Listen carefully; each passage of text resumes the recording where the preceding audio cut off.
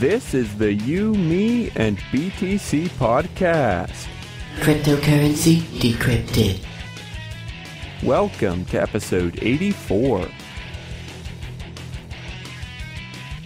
This week's show is all about the Bitcoin blockchain and governance. For centuries, man has generally been ruled by other men and force. Is the blockchain changing that paradigm? Who makes the rules for Bitcoin? Are we ever forced to follow them? Stay tuned for our thoughts on those questions and tons more. We'll even have a complex discussion about how the free market can lead to a much more legitimate consent of the governed. Your hosts today are Tim Baker, John Stuart, and myself, Daniel Brown. Here we go.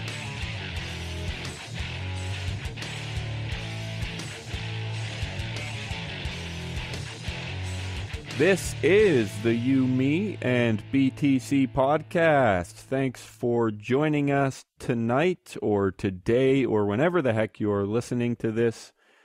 Your Bitcoin and Liberty podcast. I am Daniel Brown, and I'm here with Tim Baker, and it is tonight for us, so I really don't care what it is for them, Daniel. So, John, I think, is going to be here for the second half of the show. We got kind of an interesting recording plan this week. It kind of happens every week where I'm like, do you want to do it now or do you want to do it then? And Tim and John both give me different answers, and I'm like, guys, seriously? But anyway, so our most efficient plan for today is me and Tim for the first half and me and John for the second half. I have no clue how that's going to work out or what we might talk about or if we'll connect the two halves at all. I do not know, but you're in for a fun ride for sure. So, definitely. I'm going to let Tim take it from here. He found a pretty... Well, actually, this article was from... No, I found it. It was all me. No, thanks Tim... to our listeners. No. Tim spent hours and hours researching this. Going through Bitcoin Reddit, just refreshing, hoping one of you people would post something to the top for me to be like, oh, this is actually usable. It's not just someone complaining again. The actual person that this is from, I owe a huge thank you to. The name is Cyril Blanc, or it's B-L-A-N-C, so it's kind of the French Blanc or something. Daniel. Yeah. And Blanc. I just want to say thanks to Cyril for sending us a whole bunch of tweets, with links and videos. We love getting that stuff. We really do, and it makes great stuff. Well, just for us to consume. It's fun to read or look at or whatever. It really does. Daniel's face lights up and everything. And I appreciate it whenever you then tweet at other people with us along in it, so it makes us look legit too. So thank you. Absolutely, yeah. He tweeted to Roger Ver and said, hey, listen to these guys' podcasts. It's great. So definitely a huge thank you for all those tweets, and keep them coming. Everybody out there, we love to hear about articles, projects, or whatever. So, at You, Me, and BTC, and always one of the best times to tweet us is during our live show, Wednesdays from 1 p.m. to 3 p.m. Eastern, every Wednesday. And yeah, we have open tweet lines during that, and we will respond as quickly as we can live, so that'd be kind of cool, and then you can tweet us back and we can have a little conversation. So anyway, thank you for all the tweets and keep them coming, Cyril and everyone out there. We actually did cover one of these stories last Wednesday, one of his links that he sent us, but we have another one, and Tim read the entire thing, which is, I'll admit it, it's a rarity in our busy world. We skim more often than maybe we should, but I'm going to let Tim take it away. Okay, thanks, Daniel. Yeah, this article is from CoinDesk. It's called The Blockchain as a New Model of Governance. It seems like what the author picked up from was, and what made them start writing the article was that with all this stuff, new stuff from Greece and everything that's going on there and how people are having to wait like real long lines at ATMs or just not being able to get their money at all, that it's, at least for the people who don't just laugh it away, Bitcoin is showing itself to be more and more promising for the future, more and more useful to combat things like this, or to, not to combat them, but to more... To combat what? To combat like capital controls, or it takes away, it helps make governance more of a distributed thing and not just either put centrally into a few people or one person that can then do like what is happening in Greece, where people's money is being held in banks, or it's being held in banks and it's just being devalued. But in that Bitcoin would, hopefully, the incentive is not to centralize for governance. I mean, we've talked about this on ad nauseum, but it's not to centralize, but to decentralize. And beyond that, just as a payment processor or a way of sending and receiving value, it's something that could be set up to help make a lot of things more transparent. And also it takes away the need for governing certain things. Or not governing certain things, but it takes away the need for centralized governance, and it makes trusting someone that you've never met a lot easier, because there's a computer program that forces things to go this way, and doesn't just force it in a way that could be hacked. It makes everything in it incentivized to keeping in line with these rules and doing the transaction or whatever you're doing with the technology, doing it correctly and how it was designed and how it generally works for people. It's not normally incentivized to work a different way. Right.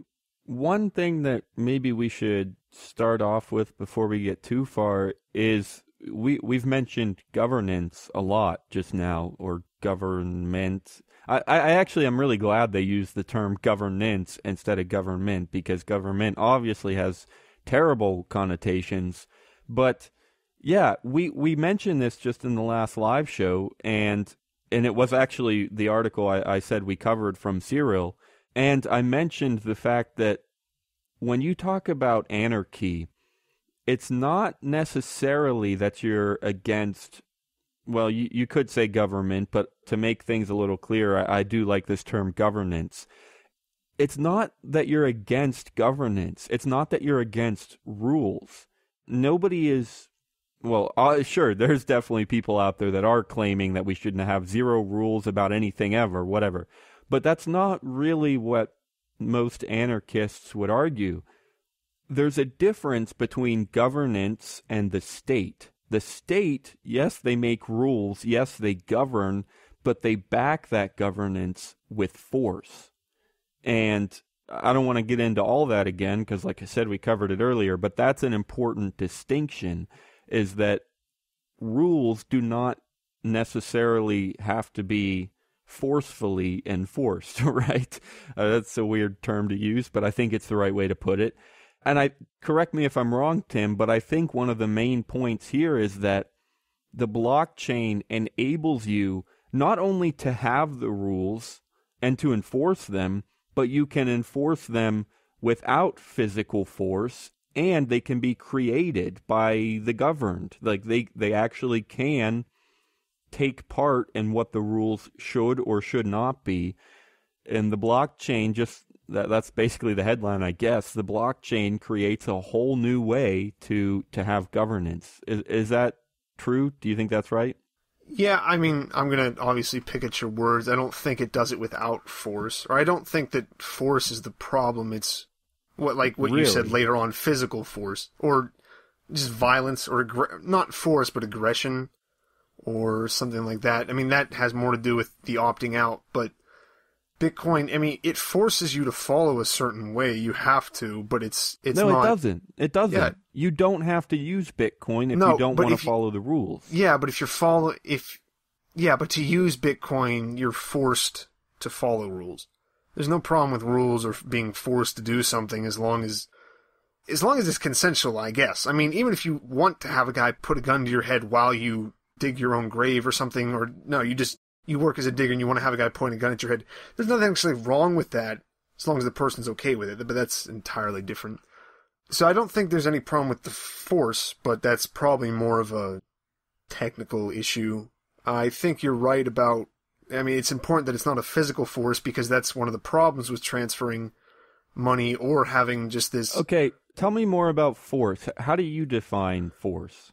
Just force, like if someone attacks you, you force them to stop attacking you. Yeah, physically. Yeah, I mean, you can be... I don't think you can force anybody ever without either physically forcing them or threatening them. If you're playing a computer game, you're forced to follow the physical rules. No, you're not. You don't have to play the stupid game. In the game, you are. I'm talking like once you start making the transaction or once you start playing the game, you still have to follow the... No, you don't. You can quit at any time. Yeah, but that's still force. There's nothing wrong with force. I mean, I'm sure it's just a definition thing, but it's worth talking about because I think there's a distinction there. Like, nobody... Okay, we actually mentioned this before, and actually this is something I wanted to bring up a minute or two ago because it is an interesting thing. We covered 8 or 10 episodes ago, maybe. We did an episode, I don't even remember what the main topic was, but we got onto the blockchain, and I just remember literally as we were doing the episode, I was just completely baffled by what the blockchain makes possible and how it accomplishes all of the stuff that it does. And I'm really glad that we're about to cover it more in depth right now. But in that episode, I remember talking about a game of Monopoly that we played years ago, and I remember being all pissed that some of the players, including you, Tim, I think, you would just take money out of the bank. No, I did not do that, Daniel. I will stand up for myself then. I did not do that because it's no fun. I follow Monopoly rules. I don't... Yeah. Right, but there were rules in Monopoly, but nobody was forcing you to follow them. Right? There are rules that you can't just take money out of the bank. Yeah, but you're taking it out of a digital context.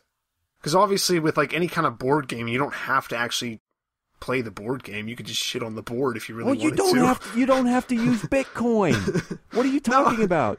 Okay. Yeah. Okay. But here's what I do like. I'm not sure if force is the right term, but the whole point of this article, or one of the points, is that it's a game of Monopoly where the rules can be enforced without physical force. They have to be, yeah. I mean, that's what I was saying before I was rudely interrupted. But the reason why it's, besides it not needing physical force and us liking that because it takes violence out of the equation, you can't have a physical force that's going to force someone 3,000 miles away to, like, force them to pay you or out of whatever little imaginary line country you're in into some other country because you don't really have any jurisdiction there and you can't. Or physically, like they talk later in the article about using it to help make public spending more transparent. It's hard. You can't have like a physical person checking every little bit because that would just create that would create more bureaucracy. That person would end up just messing with the numbers too, probably eventually. But having it just digital, and as long as, yes, okay, you don't have to use it, you're not forced to, but as long as you're using it, you have to go by those rules. And instead of checking for every time you mess up, it almost makes it, it makes it so that as long as it's working, it's probably fine, I guess, if that makes sense. Like, if you're able to do it, then unless you somehow figure out a way to really fuck with the blockchain, you're pretty much guaranteed to be doing it correctly. Unless there's, we did have the fork a while ago where people getting a bunch of double spends. Yeah, there is double spending, but theoretically that shouldn't be very successful or very profitable. So for the most part, even that's not a terrible risk. But I do like that point. If you're able to do it, it's pretty much okay. And that even, you might even be able to extend that and say, listen, everybody, it's open source code, right? Everybody can look at it. Everybody can see how it works. Everybody can see every transaction. So maybe even if you did, now I don't think this is possible, which is a great thing for Bitcoin, but let's say you did find a way to exploit it. And if you found a way to exploit it and you were directly taking coins from other people, okay, my point was going to be that it might actually be acceptable because they could see the code, and theoretically they should have known, or they should have done their homework and said, oh, if I use Bitcoin, it might be possible for someone to hack my account. No, not hacking. That's different. It might be possible for someone to take my coins within the rules of the network. Let me say that again because it was a little convoluted. I was about to make the argument that anything that is possible with Bitcoin is, on some level, it should be kind of socially acceptable, because everybody can see what the rules are. And if someone is able to take your money within the rules, then you shouldn't be using Bitcoin. And if you are using Bitcoin, and if someone is able to take your money within the rules of the network, then you should let them do it, or at least not go after them if they do it, because those were the rules, and you could see the rules, and you should have known that that was a risk. That was the point that I was going to make, and then I kind of I'm starting to disagree with that a little bit, just because of common sense. Like, if you could exploit the network and just take someone's coins within the rules of the network, that's pretty low. Like, that doesn't make it necessarily good, but I think I get your sentiment. What you're saying more applies to someone who messes up, or not messes up, but does something incorrectly and loses their money. There's no, like, okay, you should give it back. Like, if like, whenever you accidentally sent me the wrong transaction, like, if I didn't send it back, yeah, we'd probably stop being friends, but it's not like no, other people would be like, Tim, our friendship is worth more than, like, what was it, like $400 or something? What are you talking? No, it isn't.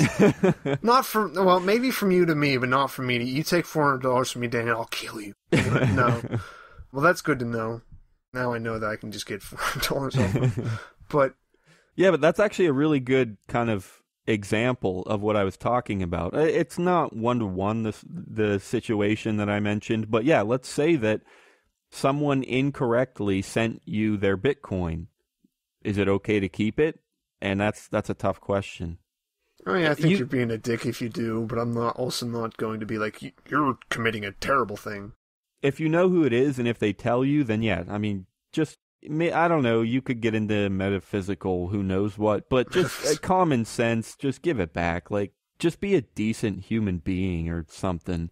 But if it comes from some random address, I would actually recommend don't send it back to the address that it came from, because it could be a shared wallet, it could be like Coinbase or something, or it could be like, I don't know, some sort of mixer, and it'll just get lost in there. Like, don't bother with that. I mean, if they send it to a complete stranger, okay, you're kind of an idiot. Like, you shouldn't have done that. But if they accidentally send it to somebody that they know, or a different address in their list or whatever, and then they contact you, yeah, just send it back. Don't be a douche. Anyway, sorry, that please. was yeah, please. That was kind of off from the blockchain, but it is actually it is a good discussion about governance, right? Like, what are the rules of the network, and when do they have to be followed? So yeah, that was an interesting discussion. And then one thing I wanted to mention a while ago was just back on the Force thing, real quick, to not really end the whole discussion, because I'm sure we'll be harassing each other about it for months, Tim. But just for this discussion, I think the best way to do it is just talk about physical force, and then in terms of the Bitcoin network, you can talk about enforcement. But the word force, we'll leave that alone for now. We'll let that fly. We'll talk about physical force, which does not exist for sure in the Bitcoin network. At least not on the computers. There are definitely Bitcoin users that use physical force. But anyway, yeah, we'll talk about physical force that is not there, and we'll talk about enforcement, which is there. So anyway, do you agree to that kind of clarification? That clarifies it, yes. Yeah, okay. So one thing that I was kind of fascinated by when I skimmed through this article was, there's a heading here, proof of work. And, that term gets thrown around a lot in the Bitcoin community. And a lot of people have a general idea of what it is. And I'm sure most people would agree that it's kind of cool. But I'll read a little bit here from Andreas Antonopoulos, and we actually, surprisingly, we haven't talked about him for quite a while, have we? I mean, he comes up kind of a few times, but not anything that he's said recently, I don't think. Okay. Yeah, I don't know. We used to talk about him a lot, and he is a really cool dude. We've interviewed him for the show and everything. One of the best known, and probably... I don't know, is there anybody that you would consider more of an expert on Bitcoin than him? I mean, he wrote the book, like, What is Bitcoin or something. Yeah, mastering Bitcoin. I don't know enough to say, but I mean, yeah, I guess... imagine he's a pretty big. He's one of the biggest. I mean, I especially like him because I think he's been on Joe Rogan's show, which is one of the biggest podcasts out there. I think 3 times now. So he's definitely all about he's all for talking about it, and he seems to explain it very well, especially he can explain it simply enough that other people can understand it, so he's very good at articulating it. Yeah, that's actually exactly why I wanted to mention like who he is and stuff, because he really does know about Bitcoin, and he really is good at explaining it. And here's what he says about proof of work. Actually, I don't know if it's a quote from him, but it's in this article, and it's kind of based on what he has said. This means no one can undo the work one has done. No one can fake the work or go around it. Miners at the heart of the Bitcoin ecosystem have to perform hash operations by using precious resources, and if they play by the rules, they receive value, and if not, they lose value. In other words, all are held directly accountable by being required to spend their resources and show the presentation of their work. That's fascinating, right? It's proof of work. You can prove when you've done work. You can show the entire world that you've done this and this and this. I guess it's not like I can prove that I mowed the lawn or something. Actually, I guess you can. I mean, if it's mowed, people can see it. Not really, yeah, but you can't prove that you yourself did it and did it at this time. You can't do that with mining either. I mean, you could... It knows which miner mined it. Right, but that miner could have stolen those hashes from another miner and pretended to... You know what I mean? Like... No, I don't, but that's not because it doesn't. That just means because I don't know. Like, a miner could maybe hack someone else's computer and make it do the mining and then submit it as my own work, right? Yeah, I guess. I mean, but it would be your own work still. It'd be like you hacking someone else's lawnmower and using it for your own lawn. Yeah, okay, that's an interesting comparison, but that's still... I'm just trying to find my way out of this. It's not quite... In terms of Bitcoin mining, though, it's not like I stole their computer and used my own electricity. It's like in this case, would use physical force. It's like I went over to his house and tied him to his lawnmower and forced him to mow my lawn. Yeah, but you are running the miner to do it, so... No, I'm not. It's his computer and his electricity. But what were you talking about? A miner hacks the other computer and... Yeah, okay. My point was just that... Yeah, it's okay. I got it. My point was just that you can't prove that you did the work, or you can't really prove at what time that you've done the work. But the important part, in terms of Bitcoin, the important part is that the work has been done. And that can be proven, and that can usually be proven with the lawn too. Like you can see if it's mown or not, or mowed, which is it? Mowed. Yeah, mowed. Anyway, and that is so. Sure, there's whatever quirks you could hack a computer, whatever. That's hacking's always going to be there. We talked about that last week, but in terms of the work itself, that is provable, and that really does have value. Well, here I'll read what it says. This makes the blockchain bulletproof and resistant to manipulation. It also guards against the hyperinflation created as a result of government intervention through measures such as quantitative easing. When looked at as a larger governance model, this accounts for potential selfish attempts that try to benefit from the goodwill of people. Now, the first sentence there is one of my favorites. It's resistant to manipulation, and that's because in order to manipulate Bitcoin, you've got to do the work. There's no way that you can pretend to do the work. You've got to do it. Or sure, you could hack other computers and make them do it. That is a risk, but in terms of the work itself, it has got to be done. And you cannot manipulate the network without doing that.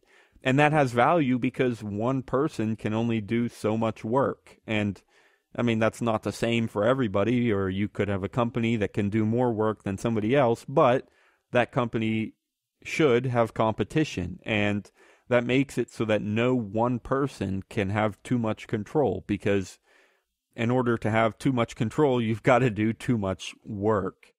Join the club, join the club, join the Bitcoin Talk Club. Interested in Bitcoins or altcoins? Love chatting? We are the place for you. Bitcoin Talk Club is a new form sensation coming to a computer near you. Whether you're a professional coin developer or someone that wants to know more, our doors are open for you. We are looking for people to join and help build this forum into a one-stop knowledge base for everyone's needs. We're looking for you at BitcoinTalk.club.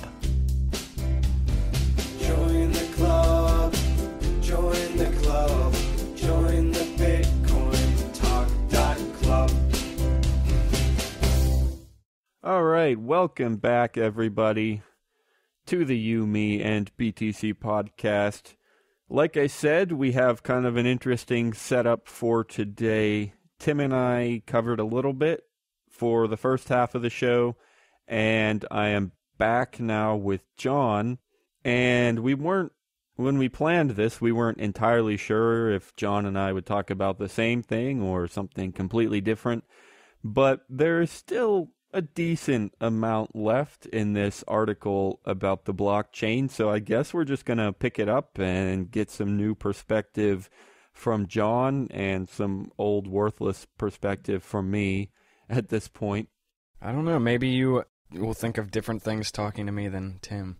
That's almost definitely true, so yeah, I guess that's definitely some value. You could take that as meaning you're easily swayed, or it could just be like a natural result of things. Yeah. We'll let the audience decide, I guess.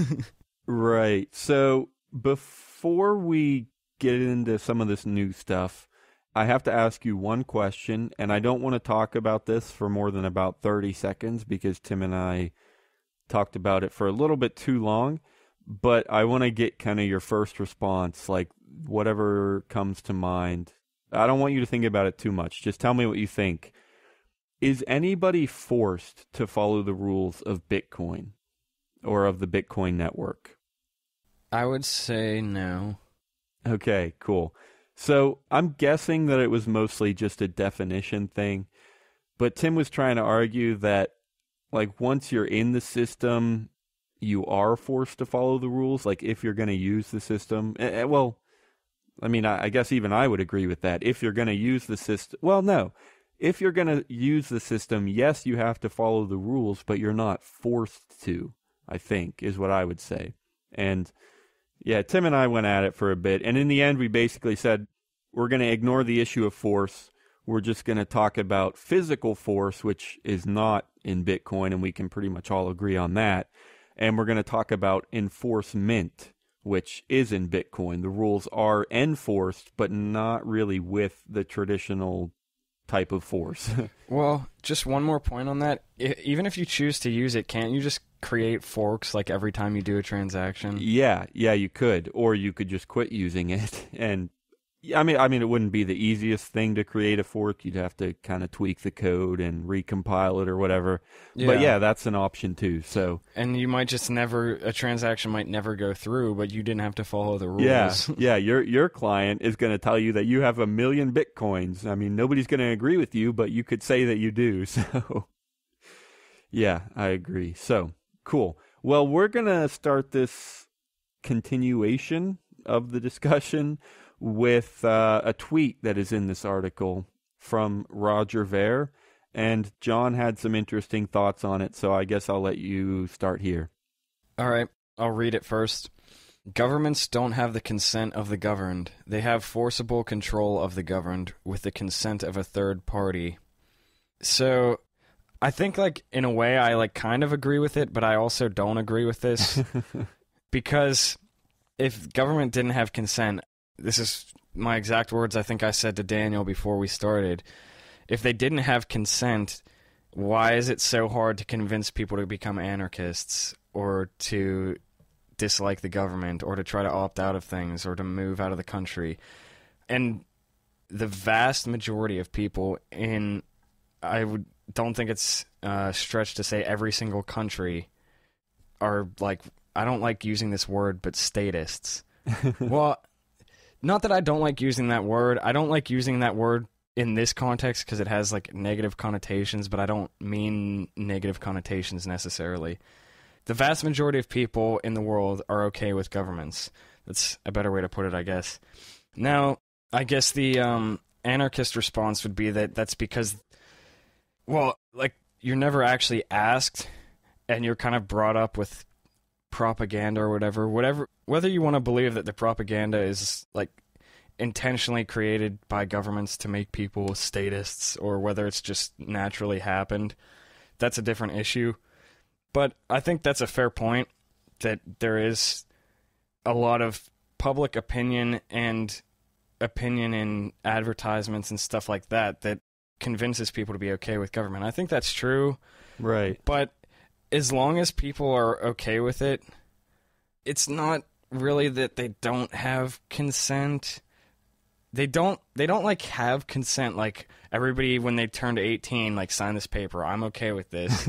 But they also don't not have consent, I guess. Right. I think in a general sense, yeah, I'd agree with you. Like, the average dude on the street is the statist, right? I mean, yeah, not necessarily with the bad connotations, but it's true. Like, he's okay with the government, and he votes, and he voices his opinion on what the government should support or should work against and things like that. And to a certain extent, that's absolutely consent. And yeah, I'd agree also that there's a certain amount of manipulation. The government kind of convinces people to give their consent, and that's definitely there. Of course it is. I mean, that happens. But, I mean, it's kind of a relative thing. Well, this whole thing is kind of relative. It's like, well, every person is going to give their consent to certain issues, and they're not going to consent to other issues. Like, it's kind of an issue by issue thing, and it's like, what level of consent? So it is it's a little bit difficult to talk about. And I mean, there's always going to be people that definitely do fully give their consent. They will go out there and say, listen, I know that anarchism is a popular belief, and I disagree. I think that the state should exist, and here's why. Of course, there's people that are out there like that. And of course, there are hard-nosed, full-on anarchists that will say, they'll put it in writing, I don't give my consent, maybe. And so it is relative. There's people on different sides of the spectrum, and there's people in the middle. But I pretty much agree with everything you've said, John. The average dude, I mean, maybe there's been some level of manipulation, but even if there wasn't manipulation, well, that's kind of hard to imagine. Like, I don't know what it would be like without kind of propaganda and stuff. But yeah, well, I mean, government had to start somewhere. So I'm just assuming that there was a time when there wasn't the same kind of manipulation. And if they survived, somebody must have been okay with it. Well, I mean, again, of course, there's somebody that would have been okay with it. But when you think about it, it's, at least in recent history, now going farther back, it's probably really hard to tell.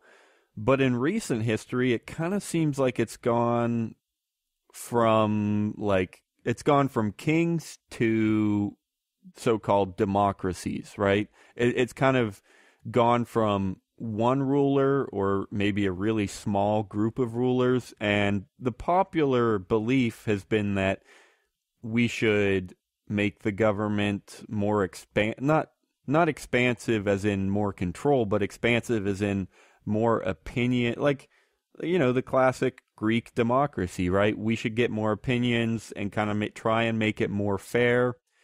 And so here's where I was going with that. At least in recent history, it seems like it sort of started with like kings, with somebody just saying, I'm in control, you should listen to me.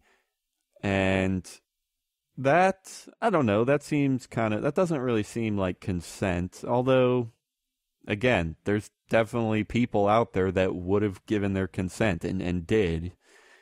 And I guess actually maybe I'm trying to argue against you, but maybe I'm actually arguing for you, because when you think of a king, that almost absolutely requires consent, because it's not really that hard. Well, he has to have some people who consent, because like he has to have people to enforce whatever he wants to do. right. And those people have to consent. And I think I like where you're going with this, but I guess maybe is there an older thing that we have than like ancient Mesopotamia? I'm sure there are people out there with theories like, oh, the cavemen and the Indians used to find their leaders this way, and they would all put in their colored beads and select a leader, and I don't know. Like, I'm sure there are theories out there. I'm not sure how absolute they are. Yeah, I don't really know what government was like in ancient Mesopotamia. I mean, I guess there's like the Epic of Gilgamesh. He was a king, right? Yeah, like, I don't know if he was a king. He was kind of just like a really rich guy who had kind of a really big household, I think. It's been a while since I read it. Yeah, me too. Yeah, I don't know. I mean, there's no way you can know. Yeah, it's true. I mean, it's hard to tell. All this stuff, like I've been saying, how it's relative, and it's when we talk about history, it's always hard to know. So it's difficult to kind of get your mind around these issues, and maybe not even fully possible, but interesting to talk about nonetheless. And one thing I'd like to add about kings is, like, again, not everybody, but one of the biggest things was just that people believed that there had to be a king, or that the king had the divine right? I mean, the divine right of kings. There were a whole lot of people, and again, I would argue that it was probably the popular opinion, but I'm not the expert. People would say that, of course, they would give their consent to the king, even if they hated the king's guts and they disagreed with everything that the king did. They just went along with it because that was kind of the mindset. That's just the way things were, and whatever the king said, you had to do. One comparison that even still today kind of baffles me is a signature. There's nothing special about a signature, but the popular mindset among pretty much everyone is that if you put your signature on something, you agree to it, and that's just the way things are. If you sign something, it's your stamp of approval, and that's kind of how it was with kings, right? It's just the way things were, and even if you didn't give your stamp of approval, it was just there, and people would just agree that that's what a king is, and that's what they do, and they have that power because God says so, or whatever. Anyway, so all that to say, when it comes to kings, actually, I was planning on arguing that we've gone from less consent to more consent, but it actually seems like there's been a pretty decent amount of consent all the way down. So, yeah, I mean, we've had government for a long time, and if there wasn't a pretty decent amount of consent, it'd be hard to imagine that it would have lasted this long. Right. Yeah, absolutely. Now, taking that a step farther, then you have to ask, like, well, that kind of argument could be used in favor of the state. Well, we're arguing that they have a decent amount of consent, so should we support the state? I think everyone listening should know that my answer is no, I don't support the state. But what would be your response to that then, John? I mean, we're arguing that governments have consent. How does that play into the argument for or against the state? Well, I mean, for me, I don't know that pushes me necessarily either way. I think for me, it's like hearing that is important because I think it's important to understand that a lot of people have a lot of different opinions, and just because you have an opinion doesn't mean you're right. Just because somebody else has an opinion doesn't mean they're right either. But I don't know. I think people should just be really understanding of other thoughts. This is kind of stereotyping, I guess, so maybe it's not good to say, but I feel like people in liberty communities or anarchists or whatever you call yourself, that's bad too. I don't want to say that people who are listening to this are necessarily anything. Whatever people who hate the state call themselves should be understanding of people who maybe do give their consent to the state. And that's not to say that you shouldn't try to change people's opinions, but I think sometimes there can be a little bit of, like, nastiness or misunderstanding between people. And I don't know. I guess knowing that government has been around for a long time, and there have been many people in history who were okay with it.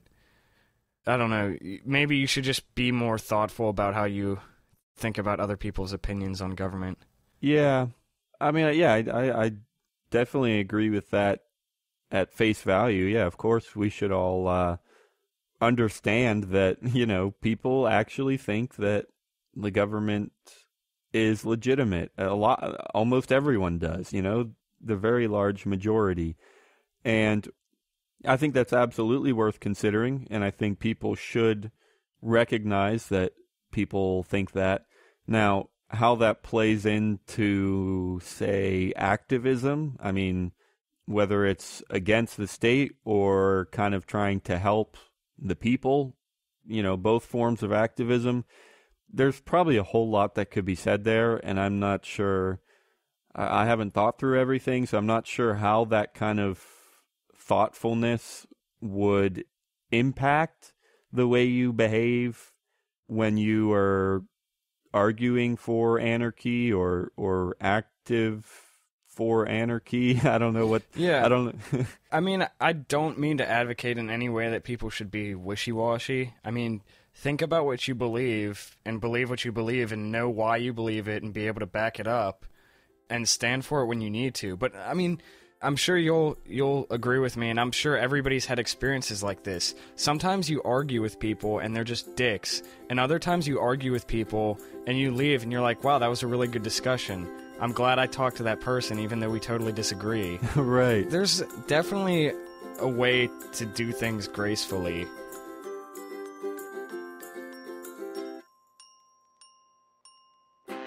We got to mention a pretty cool website. It's escrowmybits.com, super innovative escrow site for Bitcoin, of course. And they've got all kinds of great features that they're just rolling out. They've got multi-sig, which is huge when it comes to escrow. I mean, it's a lot safer with multi-sig. They also can peg your escrow to the US dollar or even to gold or silver, which means, say you're buying something for $100, you make a deposit with $100 worth of Bitcoin, and as soon as the escrow's over, no matter what the price of Bitcoin has done, the recipient will still get $100 worth of Bitcoin. And there's affiliate revenue if you want to work with them that way. So all that great stuff is at escrowmybits.com, and we hope you'll check that out. One thing that I think we definitely should do, and I think it actually might fit in pretty well here, is obviously take this to Bitcoin.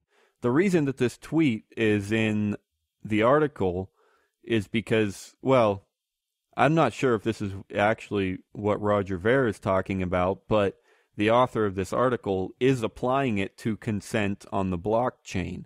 And that is, maybe that'll solve some of these issues we've been talking about, John. When people use the blockchain or the Bitcoin network, what level of consent is present and what level is necessary? And, well, I mean, I think I know where you're going with the question. I think as much consent as you can possibly have is always the way to go. Like, that just makes perfect sense to me, and I don't see why you'd want to have it any other way. I mean, I guess that's like the non-aggression principle. I mean, everything's voluntary. And I think that's the best way to interact with people, given the choice. Yeah. And I actually, that might be kind of where I was trying to go. Let's say, because one of the biggest things we were just discussing was there are people who give their consent, and we were kind of saying that we should recognize that. Well, let me put it in the broadest terms possible, and and just see what you think, and then we'll see if it applies more specifically. But in really broad terms, does Bitcoin respect the opinions of others? Or does the Bitcoin network encourage the kind of respectfulness that we were just talking about, like recognizing that some people give their consent, or maybe the other way around, a status recognizing that somebody doesn't give their consent, or like that. Does Bitcoin respect or encourage the respect for other opinions? I would say yes right now. I was just thinking about this because you were telling me earlier in the show, I guess it was, that Tim was saying that he thinks like when you decide to use Bitcoin, you're forced to follow its rules. And I don't think I agree with that. But what happens if Bitcoin becomes like the currency everywhere that everyone uses? Like literally the only currency. There's no other currency in the world that anybody else accepts. At that point, the choice is either don't interact financially or economically with anybody else in the world, or agree to use Bitcoin. Now that's a pretty far-fetched situation. So I don't know what the point in bringing it up is. I guess I just thought it was interesting. Yeah, I think one of the ways I would apply this is the point you actually brought up about forking. Is that maybe a form of respect? Like, if you want to make some upside down, inside out transaction, absolutely, you're welcome to go for it. I'm going to sit here and be with the entire network and go by the normal rules, but hey, if you're that kind of guy, like, you can do those transactions, right? Is that a form of respect? I think it is, but I mean, just going in that scenario I said, unless anybody else goes with you, that's still basically choosing to not interact with anybody else. So that's, I guess at that point, you're still at the mercy of the masses. Well, yeah, and that's kind of the whole issue of consent. I mean, of course you're at the mercy of the masses because, well, that's how the government is theoretically supposed to work. The masses kind of have control over certain things. And that is also, and that's how Bitcoin works, right? I mean, the masses make the rules, right? And that's the whole thing with this block size debate, right? Should it be 1 megabyte or 20? Well, at some point, people are either going to decide to do it, and the masses will do it, and that's that. And if you disagree, then you're not really going to have much to go on. I mean, maybe they will fork it about 50-50, and that would be a really interesting scenario. But my guess is that most people who disagree with the change will go along with it anyway because they see more profit that way. They say, well, if this is what they're going to do, I'm going to have to stick with it in order to function as best I can. And hopefully it turns out good for me, even though I don't think it was the best idea. Or the opposite could happen. They might not increase the block limit. And you could sit there all day long and say 20 megabytes, 20 megabytes, 20 megabytes. But you going with it is not going to get you very far. Even if a decent size agrees with you, it's not going to be great without at least 51%, probably even more than that. So, okay, so that's the mercy of the masses. It's a real thing. And do you think that that's ever, I mean, is that a bad thing? I don't know. See, this is just making me think.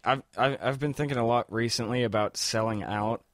I guess mostly I think about that in terms of like musicians or like artists or whatever. People accuse different musicians of selling out all the time because they get popular or something. And I've been thinking recently that I think that's like kind of stupid.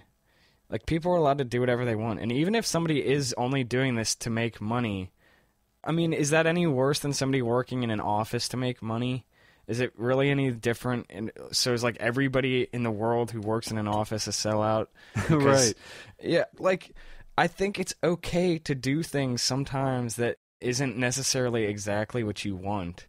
And it seems like more and more that's like the capital crime, is to do something that you don't want to do, or that to make compromises, I guess. I don't think that's... You need to make some kind of line, I guess, if you're going to believe something where you won't compromise anymore. But I was talking with Dan earlier about how people will try to get meat places shut down because the animals have inhumane conditions. Well, like, you're going to get that shut down and all these poor people aren't going to be able to afford food. Yeah, we don't want to abuse animals, but, like, poor people need to eat too.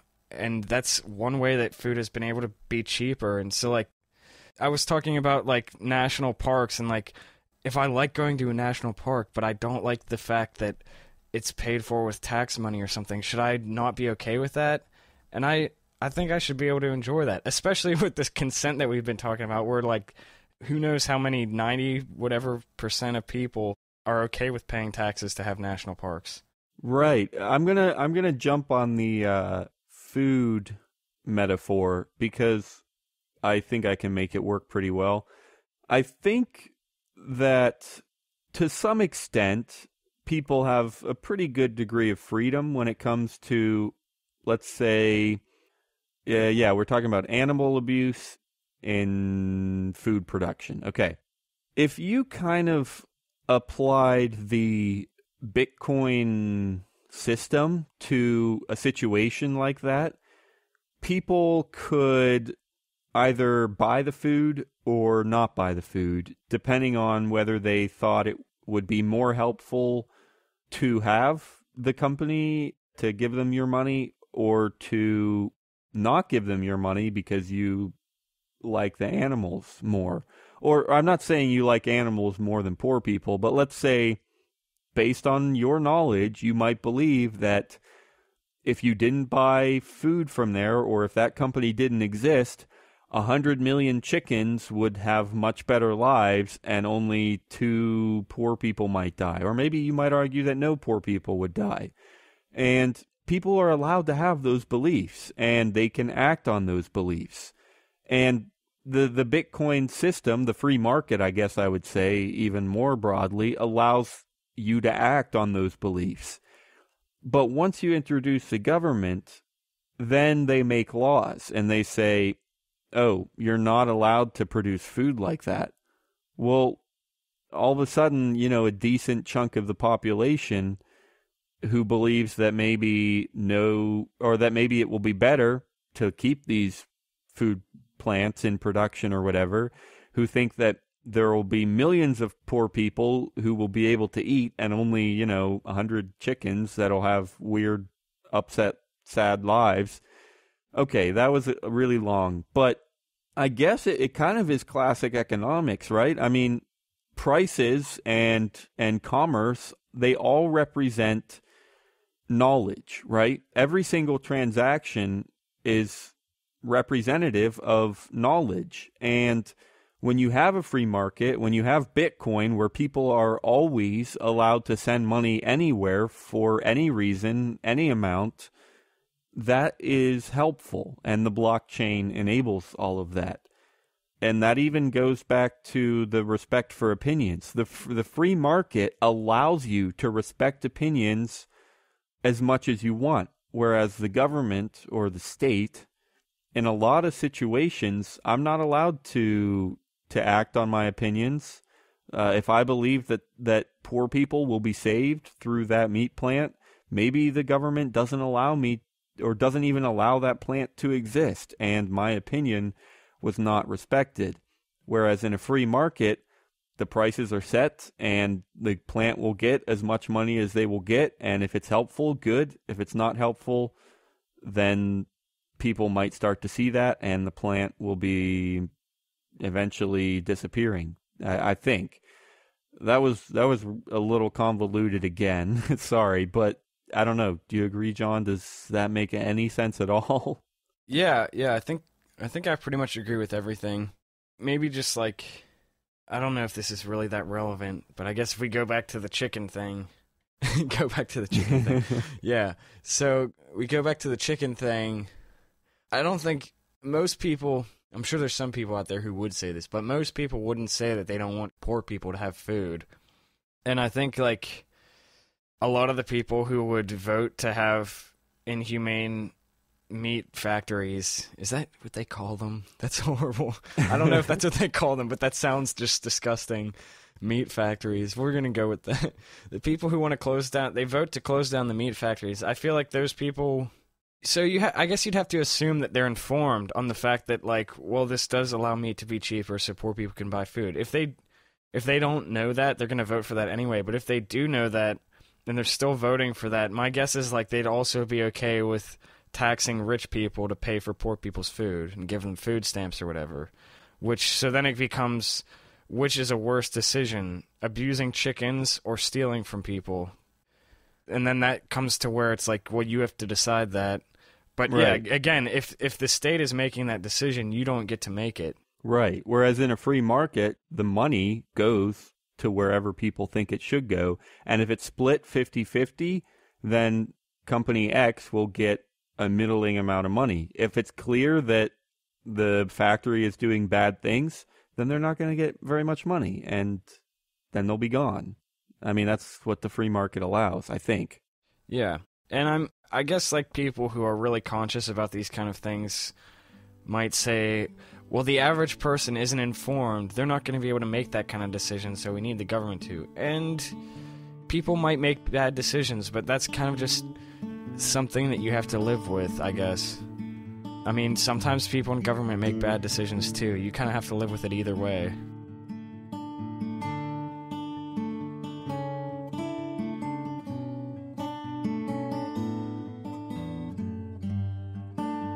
Thanks for listening to episode 84. All of the music in today's show was from John Stuart. Remember to check out this week's show notes at youmeandbtc.com and leave us a comment. We'll see you live next Wednesday and for another regular show on Thursday.